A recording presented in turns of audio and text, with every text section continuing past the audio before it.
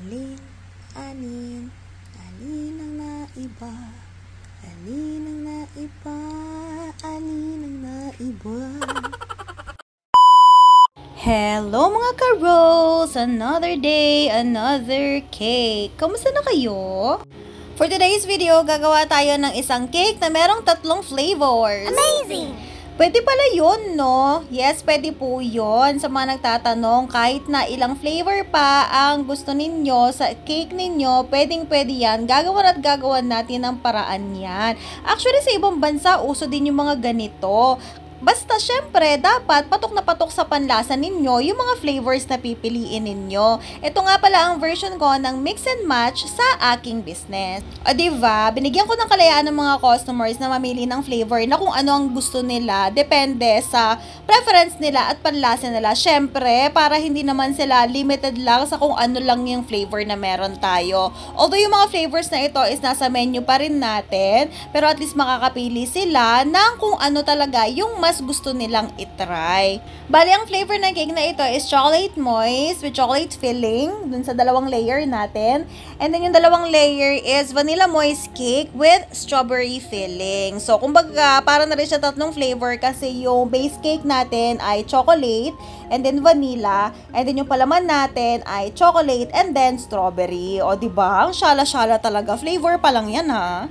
Kung tatanungin niyo ako kung meron akong additional charge para dito, actually wala. Kasi hindi rin ako nagpapa-additional charge kapag nasa menu ko naman din yung mga flavors natin. Although, oo, medyo matrabaho siya kasi syempre magbe-bake ka ng separate dyan, diba? Kasi magkakaiba yung flavors.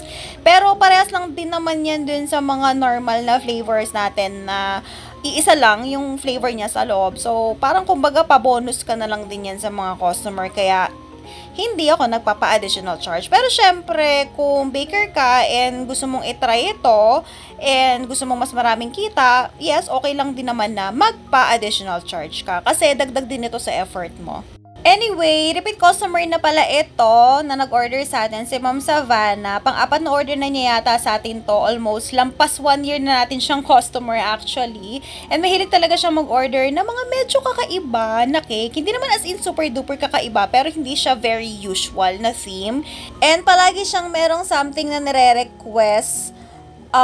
Kung minsan sa cupcake, minsan sa cake, sa design, o ito nga, flavor. Kaya nakakatuwa din kasi talaga siyang maging customer. Noong una nga, medyo nahihiya pa siyang mag-request sa akin. Pero ngayon, since ayun nga, medyo matagal na natin siyang customer, kaya ayun, confident na rin siya na mag-request sa atin. And syempre, lagi natin pagbibigyan, no? Kaya nga, customized cakes, diba? Kung ano ang naiisip ninyo and pinapangarap ninyong makita sa cake ninyo or sa ipagre-regaluhan nyo, gagawin at gagawin natin yan. Amazing! And ito na nga, nilalagay na natin yung pinaka-base color ng cake natin, which is color red. Ayan, kung makikita nyo, super duper vibrant ng pagka-red niya.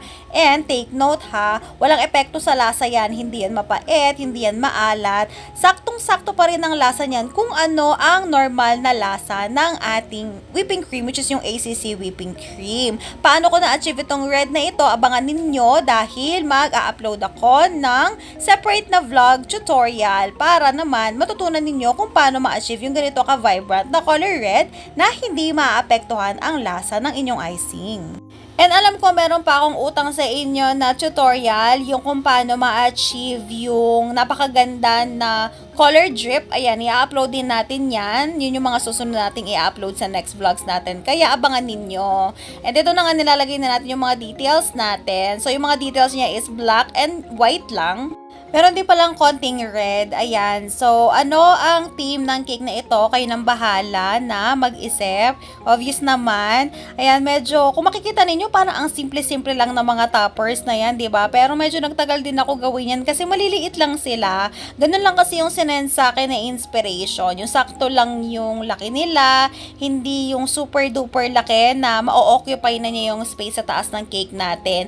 Lalong-lalo na itong dedication kasi medyo may pagkamahaba siya. Ang gusto kasi talaga ni Ma'am Savannah is yung dedication nakapatong dun sa taas ng cake. Ayaw niya na ilagay sa cake board. Kaya minake sure talaga natin na magkakasya lahat ng details sa taas ng cake natin. Diba? Simple lang siya sa may side. Meron lang siyang maliit na ribbon sa baba. Pero yung pinaka top part niya, nandun talaga lahat ng details. And ganyan talaga ako maglagay ng dedication. Inuuna ko yung sa may bandang gitna kasi sakit ko talaga yung hindi pantay-pantay. So, yan yung way ko para mapantay ang lahat. Isa pa to sa nakakatuwa na request ni Ma'am Savannah, yung mga printed toppers or toppers ng cupcake natin. Meron siyang isa na pinalagay dyan na gusto niya isang piraso lang dahil siya daw yan. Isa lang dapat siya. Ayan. At ito na ang final result. O diba, ang shell ng cake natin, napakasarap tingnan sa mga mata. And that's it for today. See you on our next video. Bye!